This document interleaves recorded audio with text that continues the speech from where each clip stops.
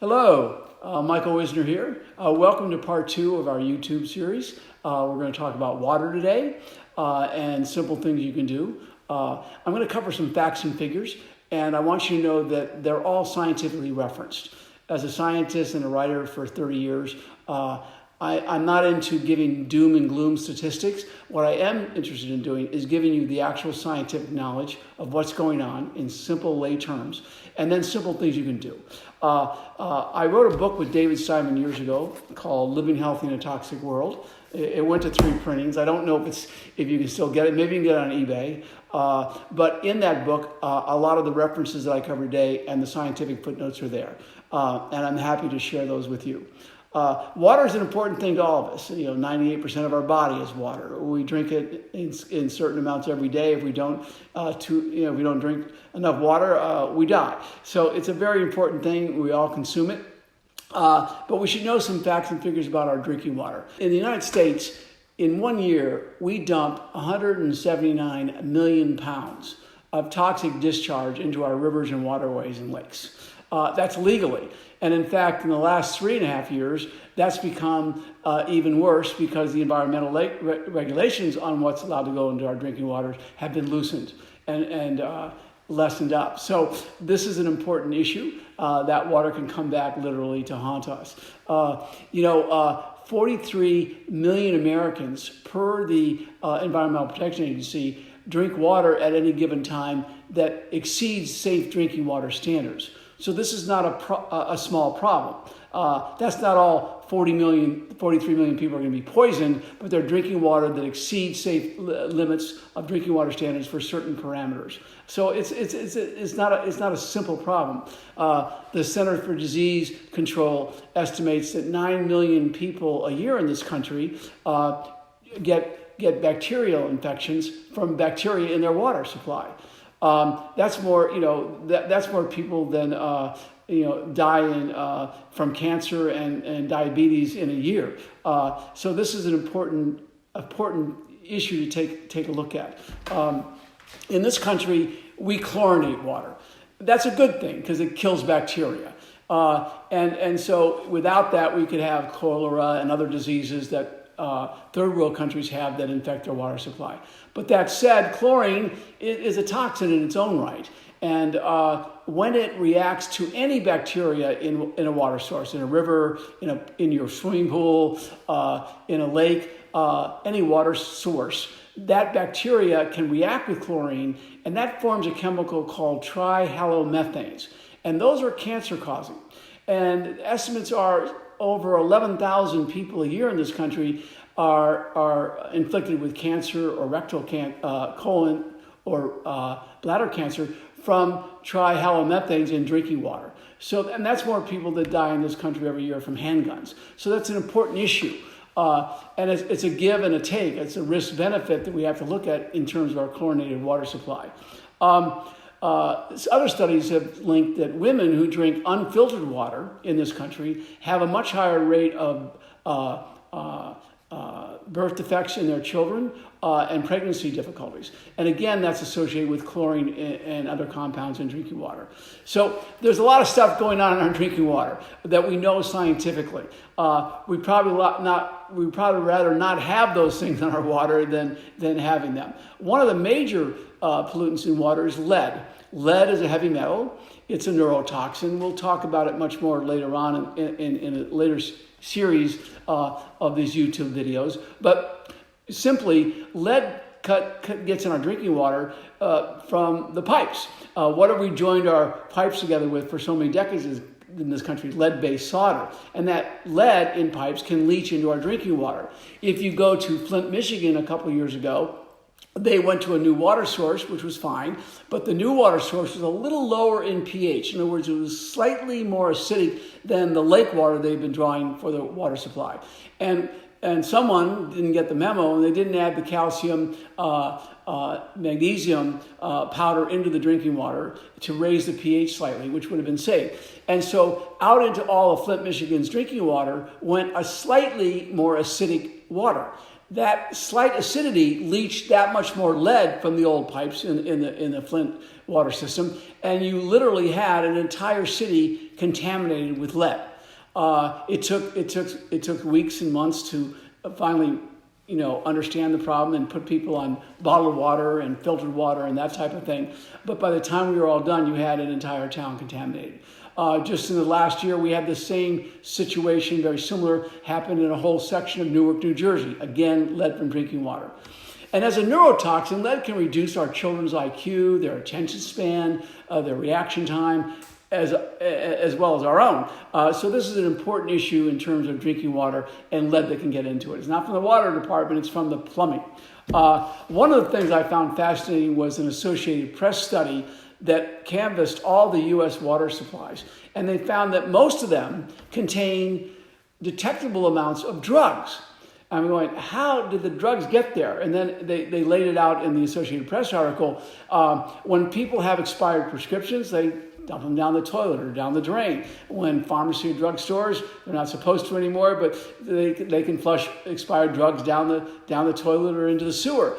And these drugs are not things that our municipal filtration plants are designed to pick up. So you can test municipal drinking water in many parts of this country, and you can find low levels of antidepressants, anticonvulsants, and other kinds of drugs that are in our drinking water supply. Now, these levels are not such that they're pharmacologically active. They're not going to get you high or give you some side effect. But I'd rather be drinking water that doesn't have Prozac in it if I have a choice of drinking water one way or the other. So it's something to consider. So what do we do? Well, one solution people have is this stuff, bottled water. I think, in my opinion, bottled water is probably the biggest marketing scam in America since tobacco and cigarettes. Why do I say that? Well, first of all, National Resources Defense Council, the US EPA, have consistently conducted scientific studies of the drinking water quality out of tap water throughout the country, New York, LA, all across the country. And what they find on almost all cases is that our tap water is just as good as bottled water. Now there's some exceptions. There's some puristic bottled water that's better than some tap waters. But on the average, your tap water is just as good as bottled water. And you're paying up to $15 a gallon for this stuff. What's more, when they make these plastic bottles, they make them from oil, which doesn't help the carbon footprint or global warming or climate change at all. That we make plastic from oil. What's more, if we took every one of these that Americans consume in 1 year, just 1 year, and put them end to end, they go around the planet 126 times. This is a huge source of environmental waste. There's a whole section of the Pacific where tides and Gulf Streams meet, about the size of Texas, of floating plastic debris. This is not good for the environment. Another study has shown when they make this plastic bottle, when they exclude it in a factory, there are nanoparticles of plastic inside the bottle. You can't see them, but we're drinking plastic. We're literally becoming plastic people. And these same nanoparticles will get into seawater, lake water, and also contaminate our marine life. So this is not a great solution. You're paying a lot of money for it.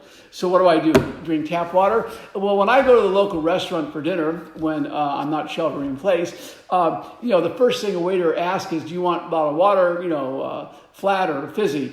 And that's going to add $6 to $8 to my bill. And I know for a fact it's not going to be all that much better than any tap water. So I say, no, I'll just have, Carmel's Finest, I'll have tap water.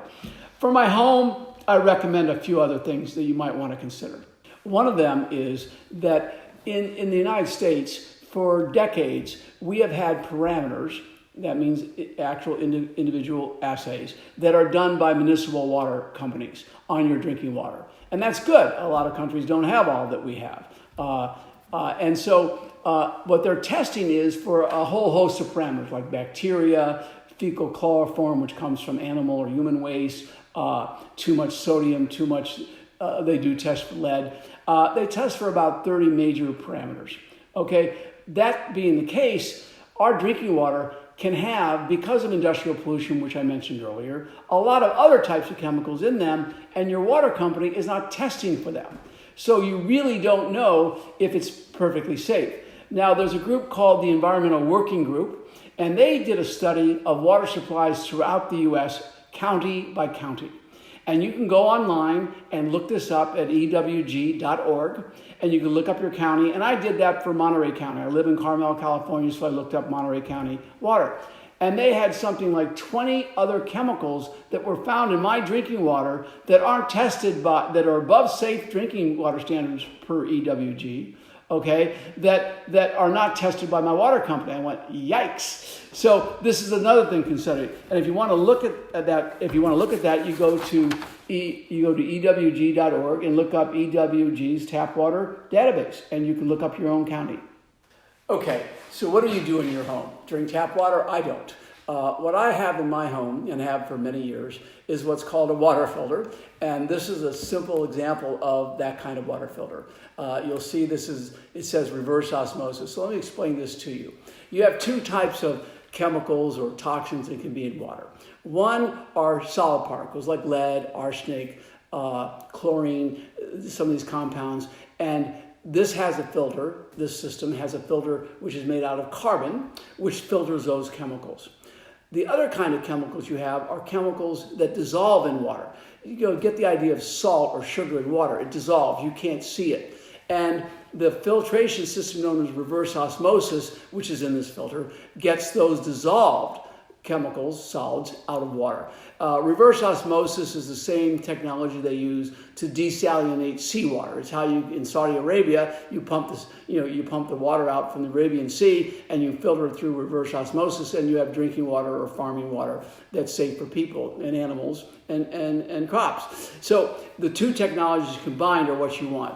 This water filter, I picked it up at Home Depot. You can get it at Costco. But what you want is a water filter that has reverse osmosis plus a carbon filter, and this has that. And that will give you really clean drinking water. It allows good minerals like calcium and magnesium to come through. So it's not depriving you of nutrients and minerals that we all like to get from drinking water. So you can buy this for about $160. You can install it yourself or have a plumber come in. He can do it in about 15 minutes. And you'll pay for it in probably the first month or two you own it just on bottled water savings. If I'm going for a run, I get my stainless steel little thermos, I fill it up, I take it in the car when I'm traveling or running, and so forth. So this is a real solution for making juice, coffee, cooking with. It's a great solution to your drinking water. It's what I use. It's cost effective. Now, people will ask, well, what about the chlorine in my shower water? Well, there's two solutions you can do there.